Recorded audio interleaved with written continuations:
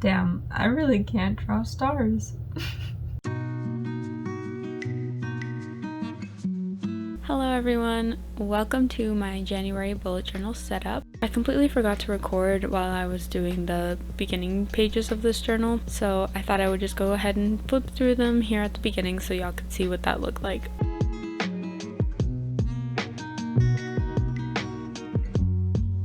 I'm gonna start off by apologizing for this being 2 weeks late, but I did get a late start and I didn't want to not have a January setup on my channel, so I'm gonna upload it anyway. Maybe it'll give you some ideas for next month, I don't know.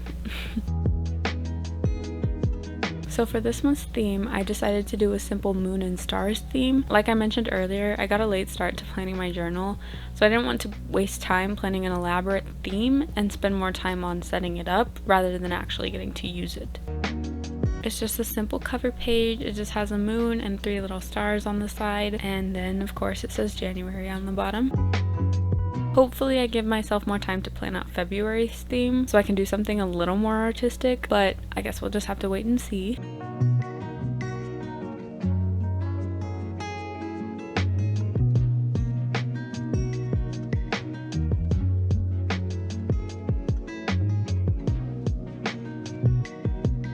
I'm not sure what you would call the font that I'm using, but I just thought it would be a nice change compared to other types of font I've used before, because usually I do some cursive or some calligraphy type style font, so I thought it would be nice to change it up a bit.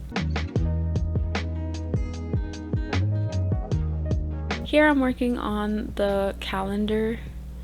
I don't use the calendar the way most people do. I find that writing tasks and events for the month on this kind of spread never really worked for me, so I changed it up a bit.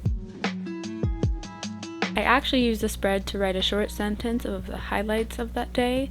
If something big and exciting happens, I do also do daily entries, so I would write about it in detail on those pages. This is just an overview so I can look back and see the highlights of every day of the month all at once. And even if I had a bad day, I still think it's nice to be able to look back and reflect on them.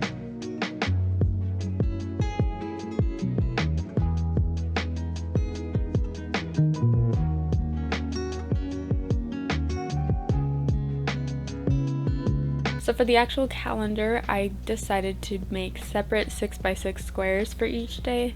I wanted more of a simple look, so I thought that maybe making the calendar bigger would mean I wouldn't have to doodle so much to fill in space that was left. I just added a small moon with stars in the top right corner, similar to the one on the cover page, and some washi tapes to the bottom.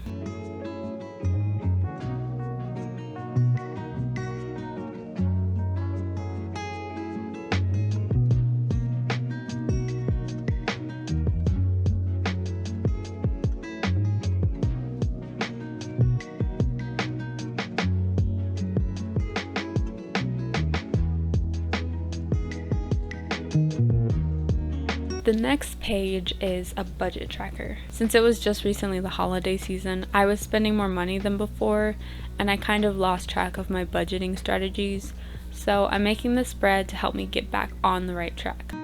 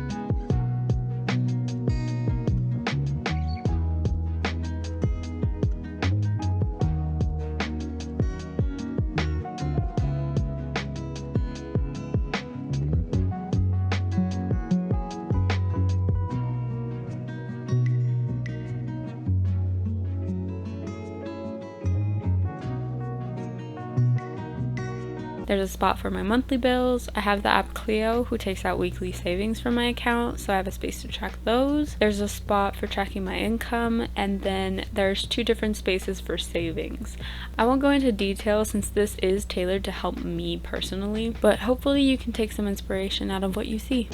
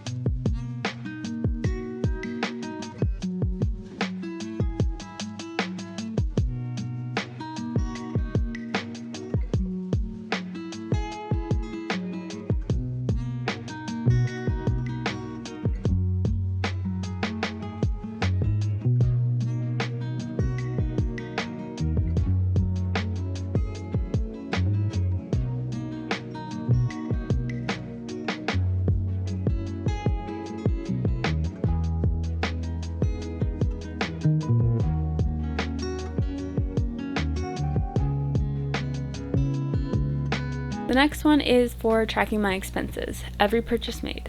I don't know why or when I started doing this, but ever since I did, I haven't stopped, and it doesn't seem right to stop.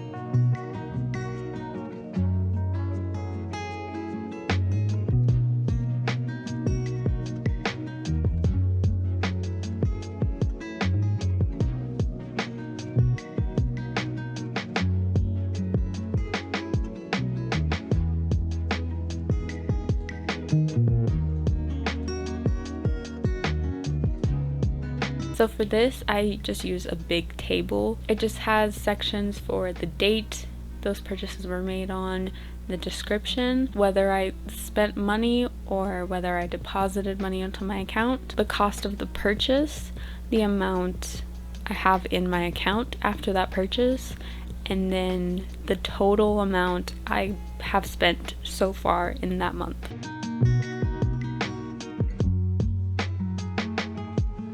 So I actually had some blank pages left in my 2020 bullet journal, so I decided that instead of using 2 more pages from this journal, I could just use one of the blank ones and attach it to this one to give me more space, since unfortunately I do always end up needing to use more space.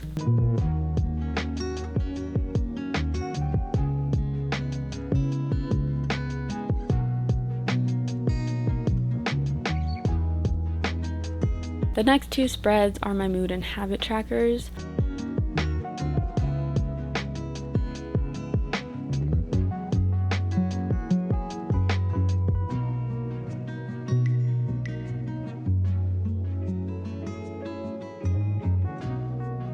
For the mood tracker, I made it look like some stringing lights shaped like stars.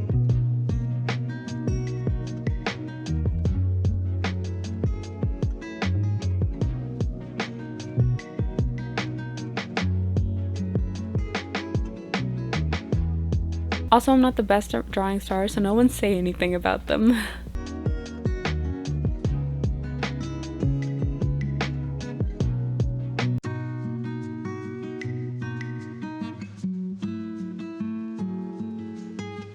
At the top, I added a small key with the silver to indicate the happier days and the dark burnt umber color to indicate the worst days.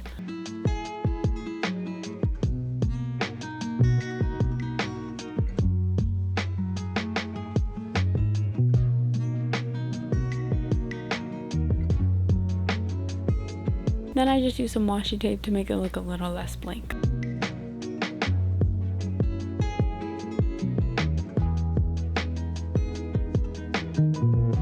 So my usual spread for habit tracking is actually a productivity tracker. I saw Jashi Curran do it in her journal, and I'll actually leave a link to that video in case y'all are interested in looking into it. But recently I haven't been using it as much, so for this month I decided to focus on 3 specific habits, just so that I would feel less overwhelmed.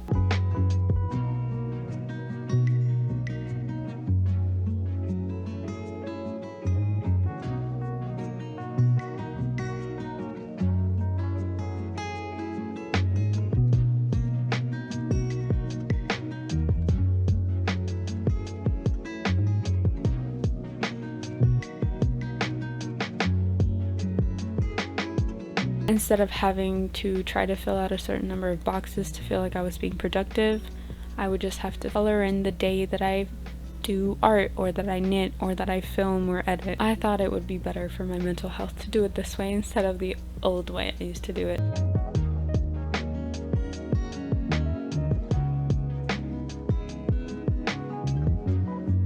Honestly, I might still go back to that because I do genuinely like that, because I can track more habits and it just looks nice. But for now, this is working for me.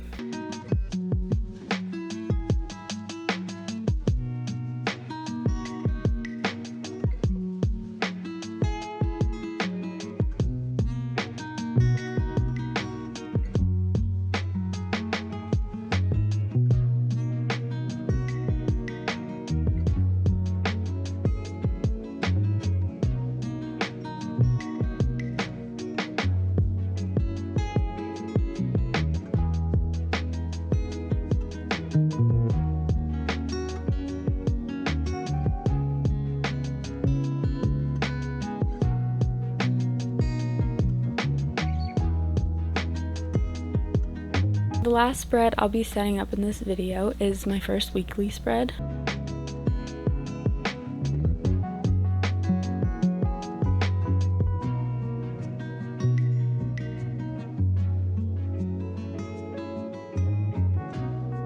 I started on the 4th because days 1 through 3 were included in my last December weekly, so I didn't feel the need to add them to this one.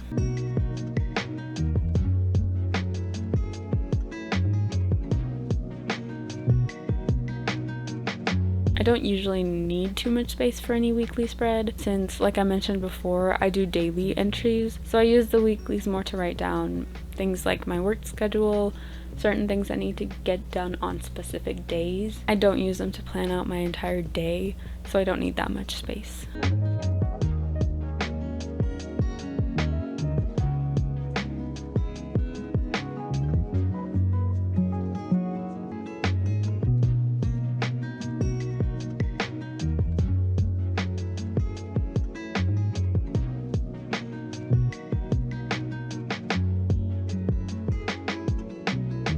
Here's the final flip through of my January setup. I would just like to say that just like in my last video, everything that I used will be listed and linked in the description box below, as well as my social medias and that video I mentioned of Jashi Curran and the productivity tracker in case anyone actually wants to check that out. Thank you all so much for watching. I hope you enjoyed, and I hope to see you next time. Bye everyone.